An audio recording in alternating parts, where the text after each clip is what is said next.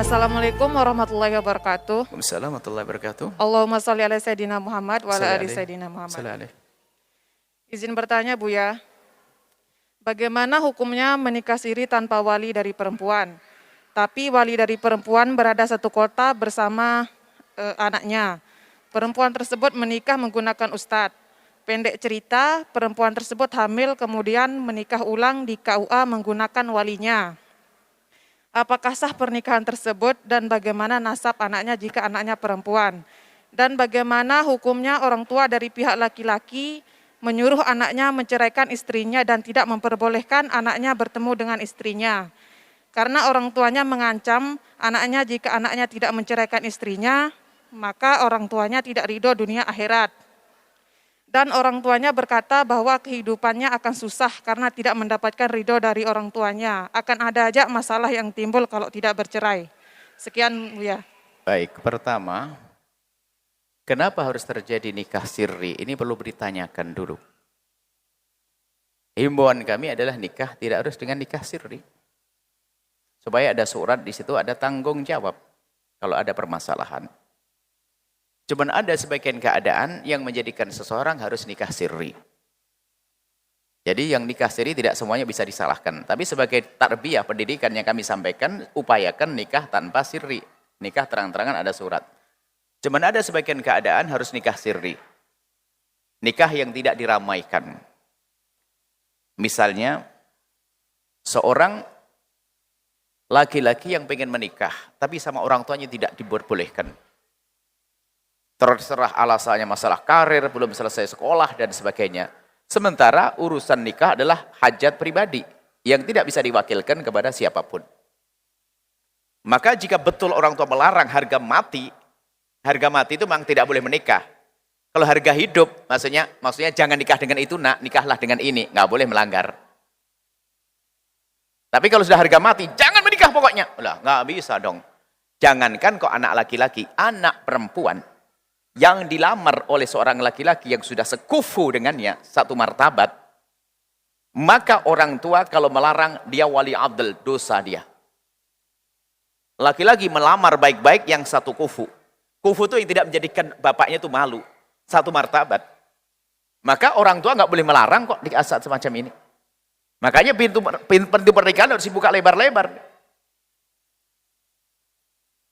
Melarang harga mati tadi maksudnya. Tapi kalau melarangnya begini, nak, kamu anak perempuan, kamu jangan nikah dengan dia. Tapi abah punya calon. Kalau begitu nggak boleh ngelanggar itu perempuan. Tapi kalau perempuan ini harga mati oleh orang tuanya, jangan nikah pokoknya, maka perempuan itu sah menikah dengan laki-laki yang sekufu dengannya dengan wali hakim. Bahkan di saat semacam ini, orang tua yang melarang itu haram karena namanya wali abdul. Bermaksiat orang tua melarang anaknya yang sudah dewasa, ingin menikah, sudah ketemu calon yang sekufu, yang seagama, yang baik, kok dilarang, dosa orang tua laki-laki.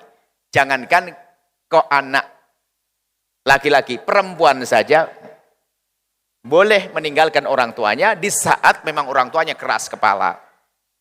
Karena apa? Kalau sudah perempuan berkata ingin menikah, hajatnya sudah besar. Kalau dibiarkan masuk wilayah zina, yang dosa orang tuanya. Tapi tetap harus cari restu orang tua sebisa mungkin. Tapi kalau orang tua keras kepala, ini babnya beda. Nah, di saat semacam ini kadang untuk mencari yang halal dengan laki-laki yang kufu tadi, makanya terjadi pernikahan sirri, kadang semacam itu. Namanya nikah sirri, maksudnya nikah yang penting halal dulu untuk menghindar dari haram, tapi harus ada tanggung jawab. Jangan sampai dibuka nikah sirri untuk merendahkan perempuan, untuk main-main perempuan, sirri. Sebab kebanyakan dalam nikah siri itu yang terdolimi perempuan. Setelah punya anak ditinggal pergi, bingung orang tuanya, perempuan, dan sebagainya. Maka wanita harus waspada dalam hal ini. Tapi banyak wanita yang rela nikah siri itu sebagian, termasuk di antaranya yang seorang perempuan, dia ditinggal suaminya meninggal dunia. Anak-anaknya keras kepala semuanya. Kalau ibunya menikah, mau dibunuh, mau dipokoknya begini. Sementara ibunya punya hajat besar urusan pernikahan, dia nikah. Dan saya menyaksikan itu, dia nikah sirri. Nah, jadi ada beberapa alasan. Jangan juga dicaci yang nikah sirri, mungkin ada beberapa faktor. Asalkan alasannya benar, jadi benar nanti, kan begitu. Lah, kemudian cara nikah sirinya bagaimana? Kan ada urutannya begitu. Dari pertanyaannya panjang, saya panjang juga jawabannya. Urutannya begini. Oke, sekarang mau nikah siri. Lah, kalau nikah siri itu sebetulnya kalau tidak pakai wali itu adalah bertentangan dengan madhab kita Imam Syafi'i dan jumhur ulama harus ada wali. Harus ada wali. Wali ayahnya atau abangnya atau adiknya.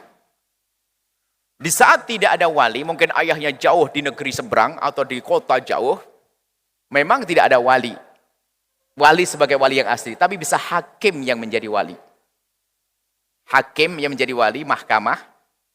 Kalau tidak ada hakim, nanti harus ada orang soleh, yang alim, yang mengerti hukum, itu yang diangkat menjadi muhakkam. Mengangkat seorang yang bijak untuk menikahkan. Bukan berarti tidak ada wali, walinya wali tahkim.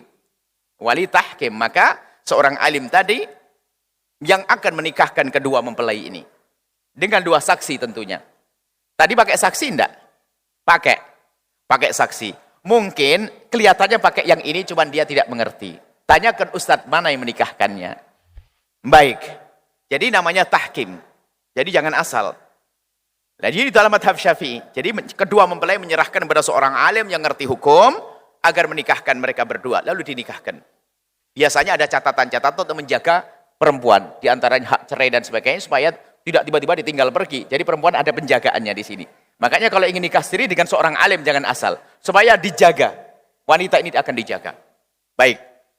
Kemudian, kalau tanpa wali, ini tidak diperkenankan dalam madhab jumhur. Kecuali madhab Imam Abu Hanifah. Dalam madhab Abu Hanifah, tentunya menikahkan haruslah ngerti bab itu. Kalau ustadz yang mengerti, dia pernah belajar ilmunya, lalu menikahkan, tanpa wali, tentunya sah, ikut madhab Abu Hanifah.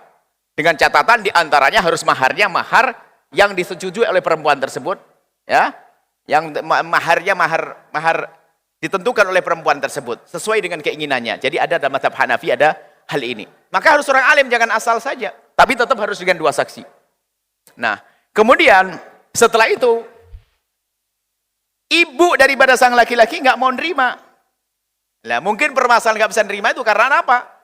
Apa sebabnya dulu? Ini panjang kisahnya. Makanya seharusnya orangnya kalau ada beneran ngadep ke Buya ini mau tak rentet dulu, tak preteli dulu permasalahannya apa? Lah ini kenapa kalau sampai orang tuanya nggak mau? Ya mungkin waktu nikahnya salah ini menjadikan dia tidak mau. Masa kamu anak laki-laki nggak ngomong tiba-tiba bawa perempuan perutnya sudah gede, nah, kan gitu ya? Padahal sudah nikah kan? Mungkin marah dari sisi itu. Maka jika kasusnya semacam itu, minta tolong pada ustadz tadi yang menikahkannya akan buat pendekatan pada sang ibu. Apa bentuknya itu adalah cucu. Kalau ternyata memang dasar orang tuanya keras kepala memang, nggak mengizinkan anak laki yang menikah pun hanya marah-marah saja, maka sang laki-laki harus tetap menjaga anak dan istrinya, biarpun orang tua tidak menyetujui. Kenapa? Doa orang tua yang zalim tidak akan sampai kepada anak. Karena yang dolim orang tuanya. Lah kok nikah nggak boleh? Kan dolim. Maka nggak akan pengaruh kepada sang anak. Yang menjadi pengaruh kalau anak itu dolim. Sudah suruh nikah sama ini, orang tuanya nggak mau malah nikah yang ini. Hanya gara-gara jatuh cinta. Kenapa anak asmara tadi itu? Itu kan bahaya. Lah, bikin masalah. Lah gitu masuk betul doanya. Ini orang tua keras kepala. Tidak mau menikahkan anaknya. Tiba-tiba anaknya menikah marah-marah lagi. Maka doa kutukan orang tua nggak akan nyampe kepada anak. Karena apa? Justru sang anak menyelamatkan orang tuanya agar tidak terjerumus dalam zina. Kalau anak dilarang untuk menikah, lalu anak berzina, orang tua dapat bagian daripada dosa zina. Seperti itu. Kemudian, ya harus upaya untuk terus damai. Sebab biarpun nikah siri tanggung jawab. Hei kaum laki-laki dimanapun anda berada. Bukan main-main. Nikah siri bukan untuk main. Perempuan bukan untuk anda. Nikah siri mungkin karena keadaan tertentu, bisa dilakukan, akan tapi ingat tanggung jawab di hadapan Allah tetap ada. Urusan nafkah, urusan anak, dan seterusnya. Hidup itu ada kisah setelah di dunia, ada kehidupan nanti di akhirat. Bahkan ada sebagian wanita memang kita temui, mereka nyaman dengan nikah siri karena banyak hal, banyak faktor. Jadi jangan juga direndahkan yang nikah siri, tapi ingat, semua wanita yang nikah siri harus waspada. Jangan seperti orang datang kepada kami, Buya, saya nikah siri ditinggal suami saya. Tidak dikasih nafkah, saya dikasih anak 2, tidak tahu rimbanya di mana. Ini salahmu sendiri. Ini kan, ya biarpun akhirnya harus kita tolong bagaimana caranya. Saya mau nikah lagi nggak tahu, suami saya nyerai juga enggak. Wah ini kan repot. Ini permasalahan juga dalam bab fikih. Baik, seperti itu. Panjang, saya jawab panjang juga ini. Ini kalau memang Anda punya masalah, tolong selesaikan. Jangan biarkan begitu saja nanti masuk kedurhakaan pada orang tua juga. Atau nanti tiba-tiba perceraian tanpa sebab juga haram, dosa. Nyerai orang tanpa sebab nggak boleh. Laki-laki mencerai istri tanpa sebab nggak boleh. Istri yang nggak salah, nggak dosa, haram juga. Baik. Karena itu semua bertentangan dengan keindahan yang diinginkan. Nikah harus indah, nikah harus bahagia. Wallahu a'lam bishawab.